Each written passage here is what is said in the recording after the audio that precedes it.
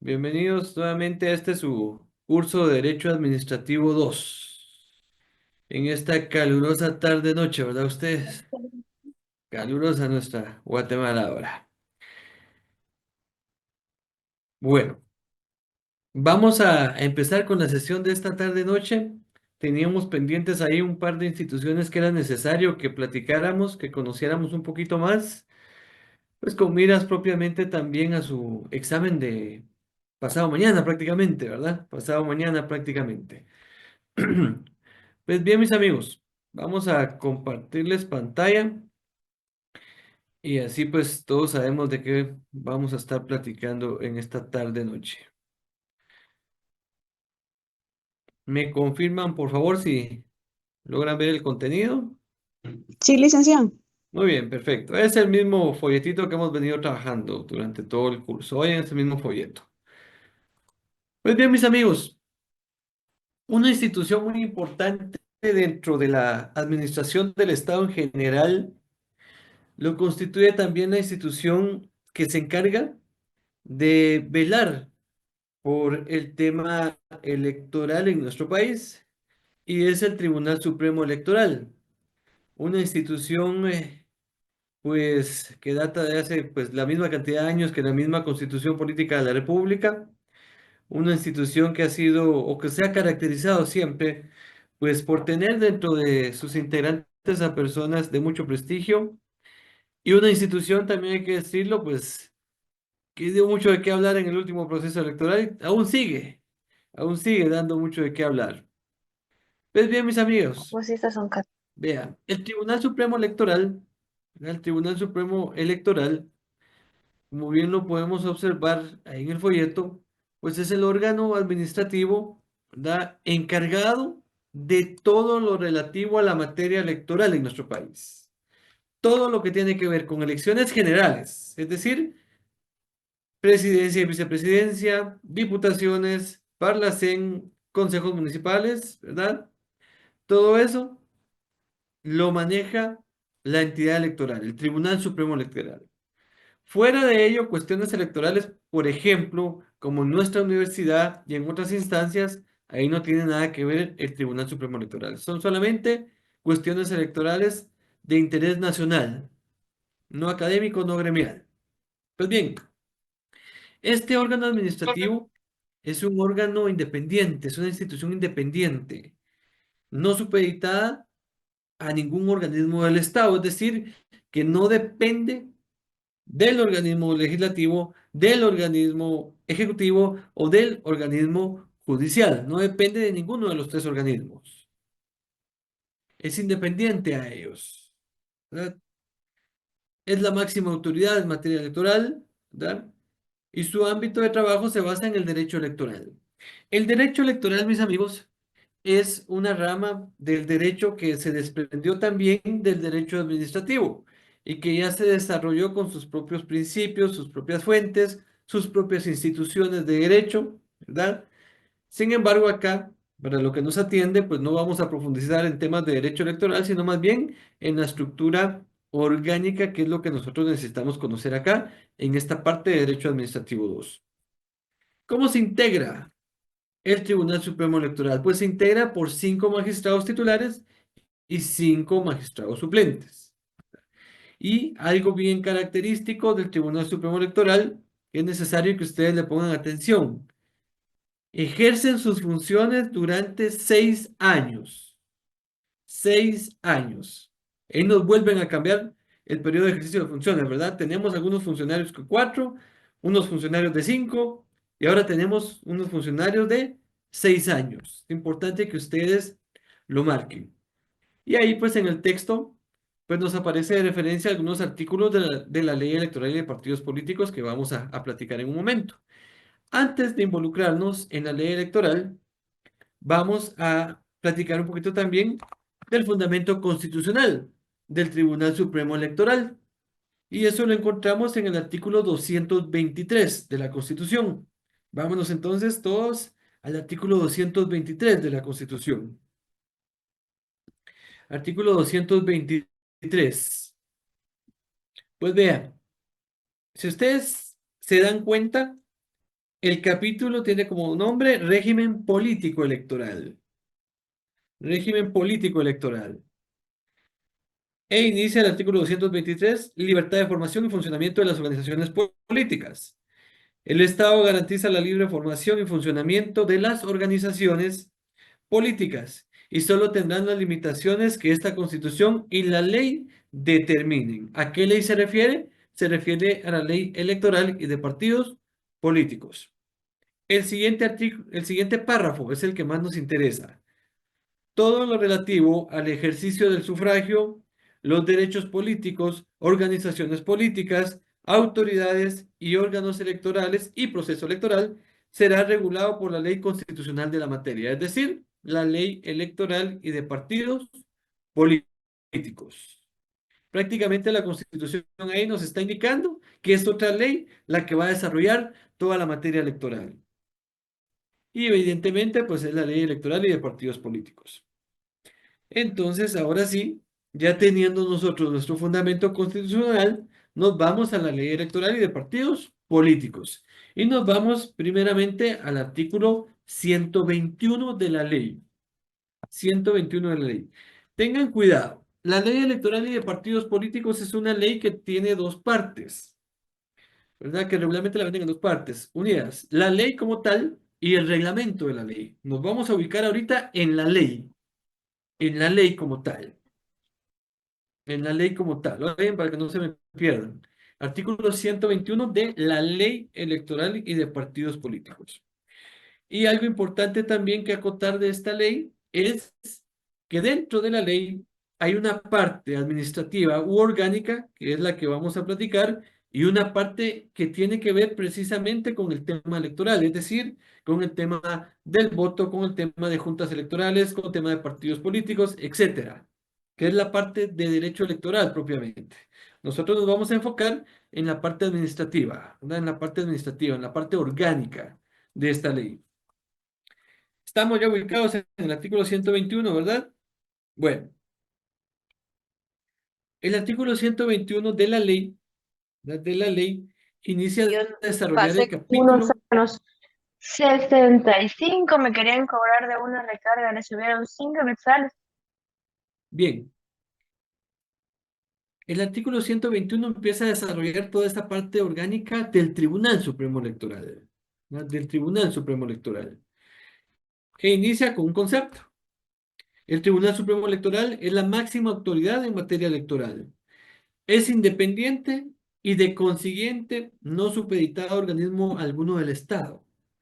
Su organización, funcionamiento y atribuciones están determinados en esta ley. Algo importante también es lo que está regulado en el artículo 123. Vámonos ahora al 123. Bueno, si en el examen les preguntaran que den un concepto del Tribunal Supremo Electoral, tendrían que dar el que está en el artículo 121. Si les preguntaran, pero no sé si les van a preguntar. Bueno, artículo 123. ¿Cómo se integra el Tribunal Supremo Electoral? Ya habíamos hecho una referencia que se integra por 5 magistrados titulares y suplentes. Pero vamos a ver si es cierto lo que dice el IC, ¿verdad? Artículo 123. Integración. El Tribunal Supremo Electoral se integrará con 5 magistrados titulares y 5 suplentes, ¿verdad? Electos por el Congreso de la República con el voto favorable de las 2/3 partes, es decir, mayoría calificada, del total de sus miembros, de una nómina de 40 candidatos propuesta por la comisión de postulación. Es decir, acá, si hay una comisión de postulación que hace todo este trabajo de reclutamiento y remite al Congreso esa nómina de 40 candidatos. Si de esos 40, el Congreso elige 5 titulares y 5 suplentes. Y luego acá está el periodo de funciones. Durarán en sus funciones 6 años. Recuérdense de eso. Duran en sus funciones 6 años. 6 años. Ahora bien, ¿qué se requiere para poder ser magistrado del Tribunal Supremo Electoral? Eso lo encontramos regulado en el artículo 124, que es el que sigue. Calidades. Los miembros del Tribunal Supremo Electoral deben tener las mismas calidades que corresponden a los magistrados de Corte Suprema de Justicia. Es decir, ¿verdad? Mayor de 40 años, 10 años de ejercicio y estar en el libre ejercicio de sus derechos, ¿verdad? Y guatemaltecos, ¿verdad? Y guatemaltecos. Bueno, gozarán de las mismas inmunidades y prerrogativas que aquellos, es decir, que también tendrán derecho ante juicio y estarán sujetos a iguales responsabilidades. Algo muy importante acá, podrán ser reelectos. Aquí sí se permite la reelección. Podrán ser reelectos. Acá sí se permite la reelección. Los miembros propietarios del Tribunal Supremo Electoral no podrán ejercer su profesión, es decir, no pueden litigar, no pueden cartular, ¿verdad? Prohibición que no afecta a los miembros suplentes, salvo asuntos referentes a materia electoral. Es decir, que los suplentes sí pueden seguir ejerciendo su profesión porque ellos no están de planta, no están de fijo, ¿verdad? Los miembros propietarios tampoco podrán ser asesores o mandatarios de partidos políticos, comités pro formación de los mismos y sus personeros y de cualquier otra organización de carácter político, ni directivos de dichas organizaciones. Lógico, ¿verdad? No pueden estar siendo juez y parte en los procesos electorales, no pueden estar asesorando y por el otro lado estar resolviendo, ¿verdad? Pues esas son las calidades para poder ser magistrado del Tribunal Supremo Electoral, ¿verdad? Los mismos que para ser magistrado de la Corte Suprema de Justicia. Más de 40 años de edad, más de 10 años de ejercicio profesional, estar en el ejercicio de sus derechos y ser guatemaltecos. Prácticamente esos son los requisitos para poder ser magistrado del Tribunal Supremo Electoral. Ahora bien, como hemos venido trabajando o platicando más bien de órganos administrativos unipersonales, ¿verdad? Es decir, de una sola persona, como el caso del Procurador de Derechos Humanos, del Procurador General de la Nación, del Fiscal General de la República, ¿verdad? Del Contralor General de Cuentas. Pues ahí ya sabemos que ellos van a ser los jefes, ¿verdad? Y ahí ya sabemos de que no va a haber nadie más sobre ellos y que pues ellos van a ejercer la dirección de la institución. Pero ¿qué pasa en el Tribunal Supremo Electoral? Son 5 magistrados, pero ¿quién va a ser el presidente? ¿Cómo se determina quién va a ser el presidente? Pues bueno, eso lo encontramos regulado en el artículo 126. En el artículo 126. Vámonos un poquito más adelantito y ahí está. Artículo 126. Presidencia del Tribunal Supremo Electoral. Y vean lo que establece. La presidencia del Tribunal Supremo Electoral será desempeñada por los mismos magistrados titulares que la integran en forma rotativa, es decir, uno tras otro, en 5 periodos iguales. Más o menos le corresponde un año con 3 meses y unos cuantos días a cada uno de los magistrados a ejercer la presidencia, porque son 5 magistrados y son 6 años, ¿verdad? Ustedes, más o menos esto es lo que le corresponde a cada magistrado. Comenzando por el magistrado de mayor edad, es decir, el más grande, el más viejito, es el que inicia siendo presidente y así se van descendientemente conforme edad. Y siguiendo en orden descendente de edades, ¿verdad? En la primera sesión que el Tribunal Supremo Electoral celebre después de haber sido instalado, procederá a designar al presidente y establecer el orden de los magistrados vocales conforme a su derecho y asunción a la presidencia. Bueno, esta última línea de este artículo hace referencia más que todo al primer Tribunal Supremo Electoral que se instaló, que fue pues ya con la base constitucional que tenemos actualmente en 1985 cuando se instaló el primer Tribunal Supremo Electoral, pues esta última frase fue pues más o menos enfocada para indicarle al tribunal cómo debía ordenarse en su integración y proceder a trabajar. Pero acá lo que más nos interesa, como les decía, es quién ejerce la presidencia, cómo se ejerce la presidencia, ¿verdad? Y cómo se va turnando la presidencia dentro del Tribunal Supremo Electoral. ¿Dudas o preguntas, mis amigos? ¿Dudas o preguntas? Yo los escucho. Todo claro, Lick. Todo claro, Lick, gracias. Bien. Bueno, como les decía, lo que nos interesa a nosotros acá en derecho administrativo es esa parte orgánica, ¿verdad? Esa parte orgánica. ¿Qué es el tribunal? ¿Cómo se integra? Los requisitos para poder ser magistrado. ¿Cómo se dirige el Tribunal Supremo Electoral? ¿Verdad? Por debajo del Tribunal Supremo Electoral, pues hay otras entidades, ¿verdad? Como el registro de ciudadanos, como el registro de partidos políticos, etcétera, como la misma secretaría del tribunal, ¿verdad? Pero ya son cuestiones más a lo interno de la institución. Lo general, pues es prácticamente esto que acabamos de platicar. Pero hay algo importante que hicimos mención también dentro de lo que acabamos de hablar, y es el tema de la comisión de postulación para eh, integrar o para hacer ese listado, esa nómina de 40 candidatos que hace referencia a la misma ley, ¿verdad? Eso lo encontramos en el artículo 136 de la ley electoral. Vámonos un poquito más adelante. En el artículo 136, y ahí nos va a aparecer cómo se integra esa comisión de postulación. Esta comisión de postulación es la comisión de postulación más pequeña que existe dentro de ese sistema de comisiones de postulación. Y ahorita nos vamos a dar cuenta por qué. Bueno, artículo 136, integración de la comisión de postulación. La comisión de postulación estará integrada por 5 miembros en la forma siguiente. El rector de la Universidad de San Carlos de Guatemala, quien la preside, un representante de los rectores de las universidades privadas, es decir, se reúnen todos los rectores de las universidades privadas y designan un representante entre ellos, ¿verdad? Un representante del Colegio de Abogados de Guatemala, electo en Asamblea General, es decir, el Colegio de Abogados abre o convoca una elección, se inscriben candidatos y todos los agremiados van a votar para elegir a un comisionado ante esta instancia, ¿verdad? El siguiente integrante, adelante, Mónica.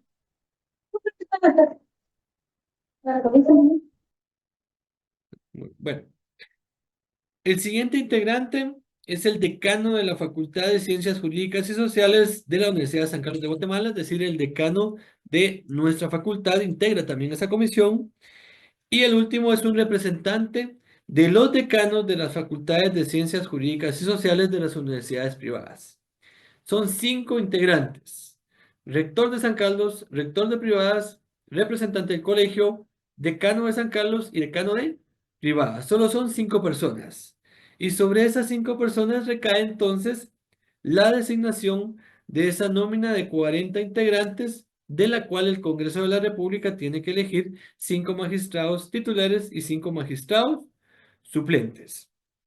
Algo importante también, en el siguiente párrafo, cada miembro titular tendrá un suplente, el cual será electo en la misma forma que el titular, salvo los suplentes del rector de la Universidad de San Carlos de Guatemala y el decano de la Facultad de Ciencias Jurídicas Sociales de dicha casa de estudios, que serán electos por el Consejo Superior y por la Junta Directiva de la misma universidad respectivamente.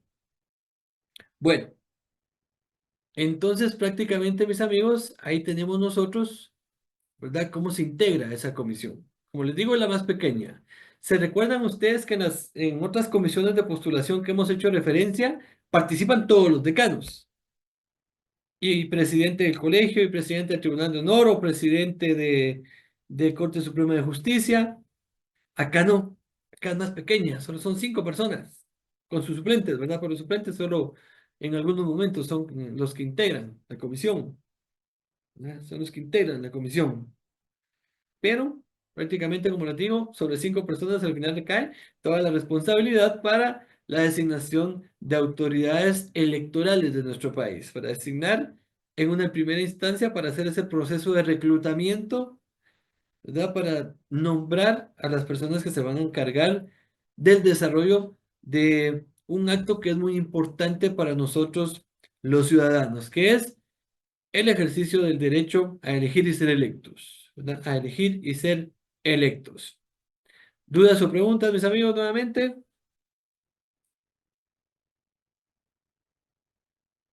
Todo muy Muy claro, bien. Olic, muchas gracias.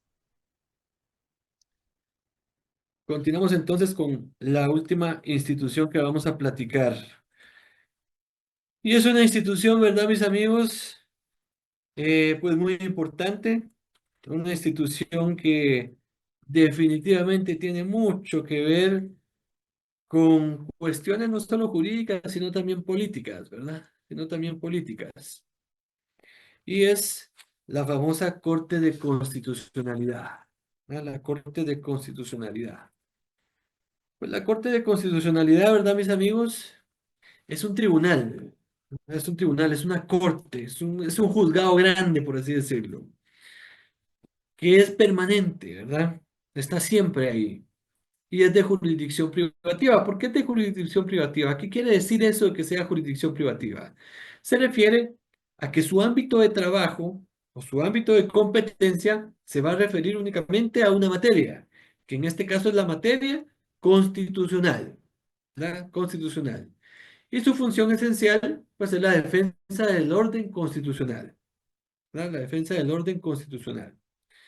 Se integra por 5 magistrados titulares y 5 suplentes.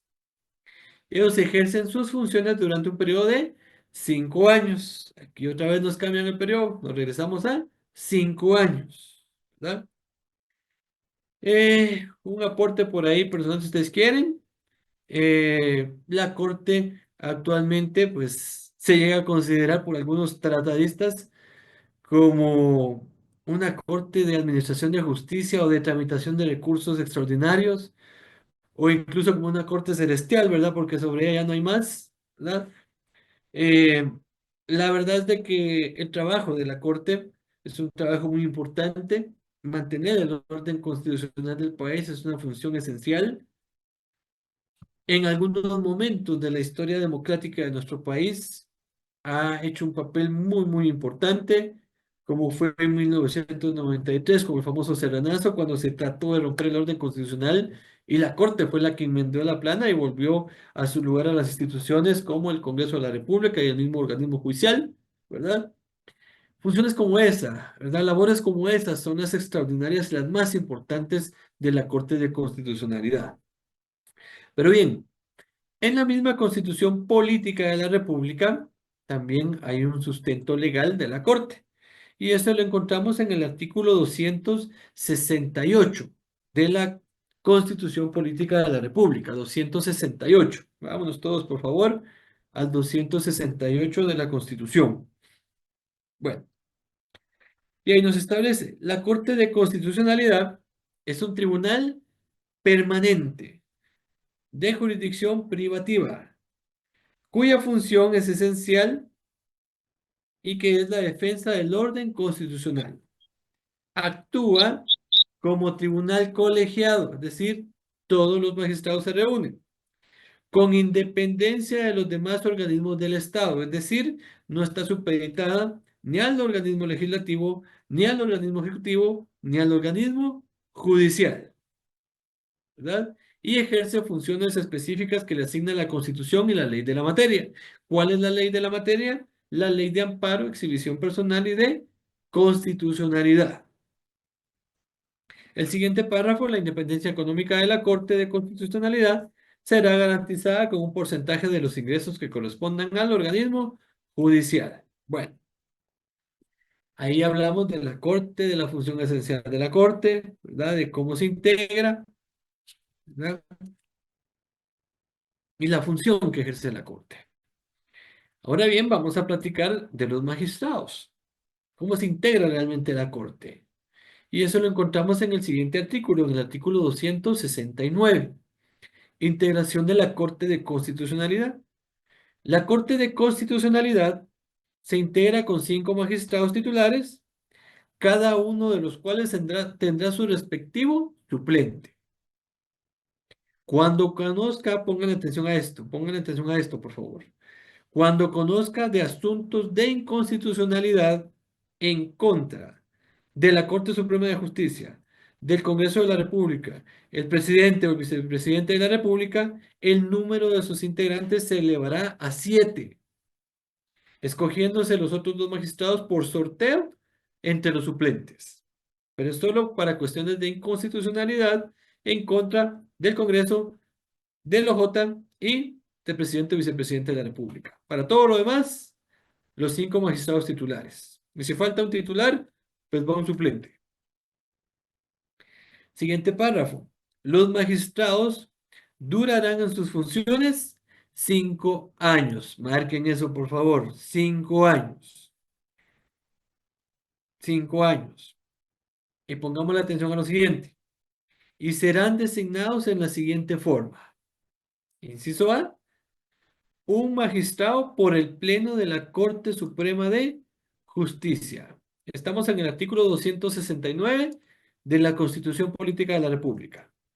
Inciso A, un magistrado por el Pleno de la Corte Suprema de Justicia. Es decir, los 13 magistrados de la Corte Suprema de Justicia se reúnen y eligen, ¿verdad?, a un magistrado. Inciso B, un magistrado por el Pleno del Congreso de la República. Es decir, se reúnen los diputados ahí en el hemiciclo y eligen a un magistrado. Y pleno del Congreso, mis amigos, pleno del Congreso, para quienes no lo sabían, pleno del Congreso, pues es la reunión de los diputados en número suficiente para poder tomar una decisión. A eso se le llama pleno del Congreso. Bueno, inciso C, un magistrado por el presidente de la República en Consejo de Ministros. No el presidente solito. El presidente llama al Consejo de Ministros, lo convoca. Ustedes ya se recuerdan que es el Consejo de Ministros, ¿verdad? Lo convoca y eligen a un magistrado para que integre la Corte de Constitucionalidad. Inciso D, un magistrado por el Consejo Superior Universitario de la Universidad de San Carlos de Guatemala. Por el Consejo, ¿verdad? No es una nominación del rector, no es una nominación del decano de Derecho, no. Es una nominación por el Consejo Superior Universitario, por todos los consejeros. Inciso E, un magistrado por la Asamblea del Colegio de Abogados de Guatemala. Es decir, el Colegio de Abogados convoca una elección, se inscriben candidatos y de ellos se vota y el que obtiene más votos es el que pasa a integrar la Corte de Constitucionalidad. Así es, ¿verdad? Así es como se integra la Corte de Constitucionalidad. Un magistrado por la Corte Suprema de Justicia, un magistrado por el Congreso de la República, un magistrado por el presidente en Consejo de Ministros, un magistrado por el Consejo Superior Universitario y un magistrado por el Colegio de Abogados de Guatemala. El siguiente párrafo, que es importante también. Simultáneamente con la designación del titular, se hará la del respectivo suplente. La del respectivo suplente, ¿verdad?, ante el Congreso de la República. Es decir, que cuando cada uno, ¿verdad?, de los órganos que tienen la potestad de designar un magistrado titular, ahí mismo van a hacer el procedimiento para elegir al suplente. Se va de una vez, ¿verdad? En todas las instancias. En Corte Suprema, en el Congreso, ¿verdad? Por el Ejecutivo, por el Consejo y por el Colegio de Abogados. ¿Verdad? El Colegio de Abogados. Muy bien.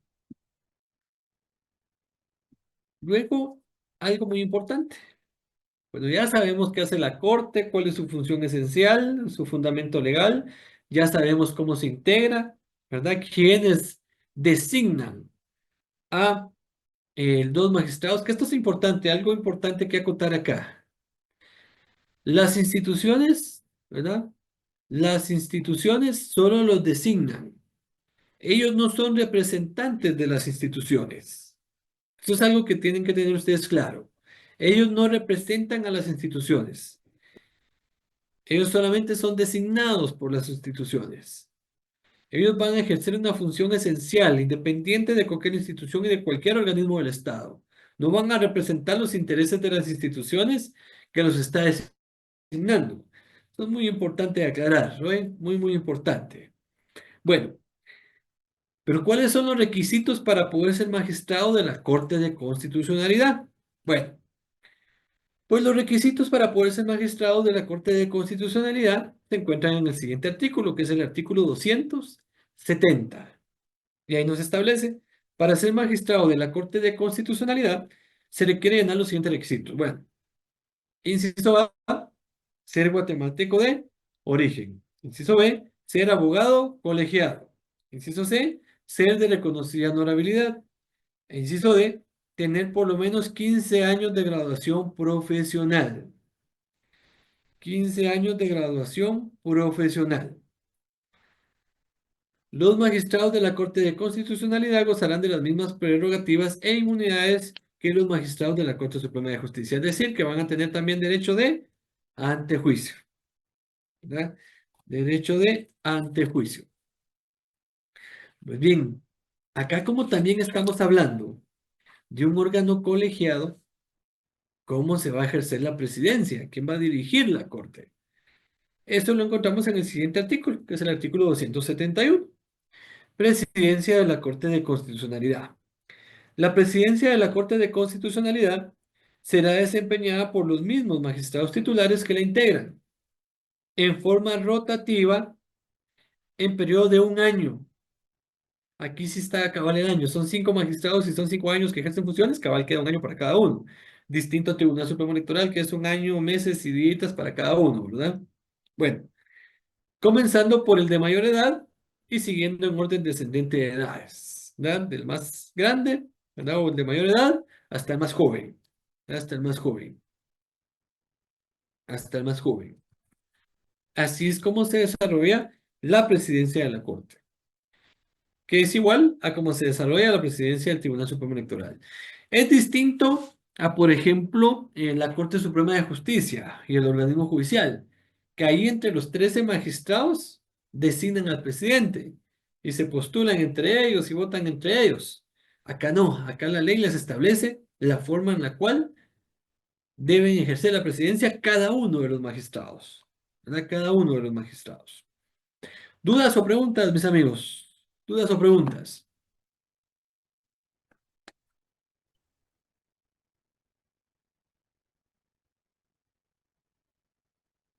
Lick, solo una consulta. ¿Cómo seleccionan a los magistrados suplentes? De la misma forma que se seleccionan a los titulares. Por eso cabal, ahí está en el artículo 269. Después de los incisos, simultáneamente con la designación del titular, se hará el respectivo suplente. Entonces, por ejemplo, como le digo, siempre hay convocatorias, en todas las instancias hay convocatorias, llegan candidatos, se les hacen entrevistas, se califican sus expedientes y de ahí pues las instituciones proceden a votar, los órganos proceden a votar y ahí designan al titular y luego designan al suplente en el mismo acto, en el mismo momento.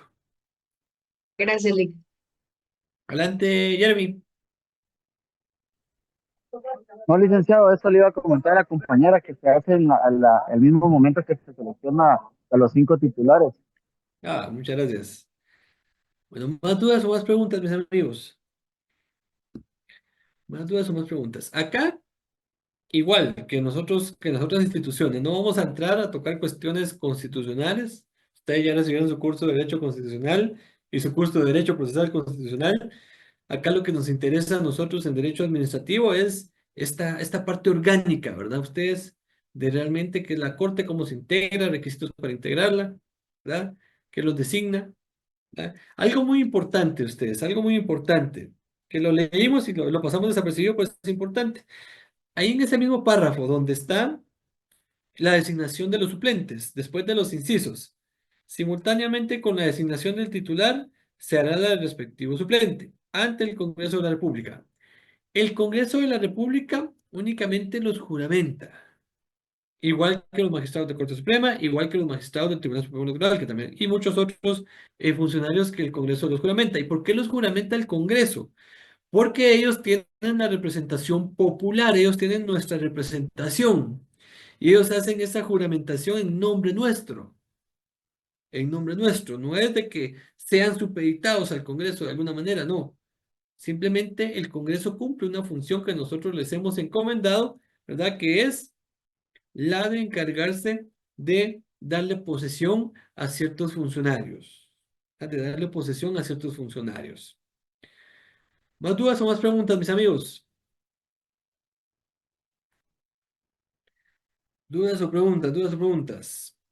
Bueno, vean, prácticamente acá estamos terminando el contenido para su examen del día jueves, ¿verdad? Para su examen del día jueves. Esto lo voy a dejar de compartir, listo. Bueno, El próximo día jueves, como ustedes ya saben, la modalidad va a ser igual al primer parcial. Estamos citados todos en el caso de ustedes que son la sección C a las 5:30. Yo inicio a pasar el examen 6 menos 20, 6 menos cuarto. Si usted llega a las 6, si usted llega a las 6, le paso el examen. Si usted llega a las 6:10, todavía le paso el examen. Solo que va a tener menos tiempo, ¿verdad? Porque ustedes saben de que después de nosotros llega otra sección también a examinarse, ¿verdad? Em, ¿Qué más? Repasen el folleto, repasen requisitos, repasen funciones. Todo esto es muy importante porque es la parte modular de este curso, ¿verdad? Esa parte orgánica.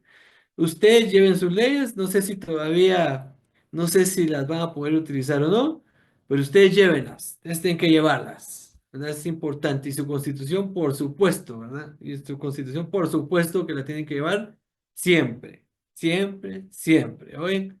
Siempre, siempre. Que si el examen va a ser de subrayar, de selección múltiple, de falso verdadero, no lo sé todavía.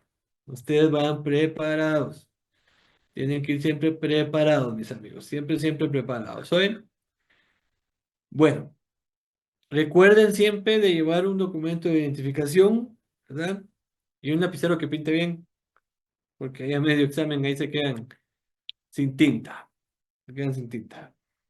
Bueno, mis amigos, yo espero entonces saludarlos el próximo día jueves de manera presencial allá en el S2, ¿verdad?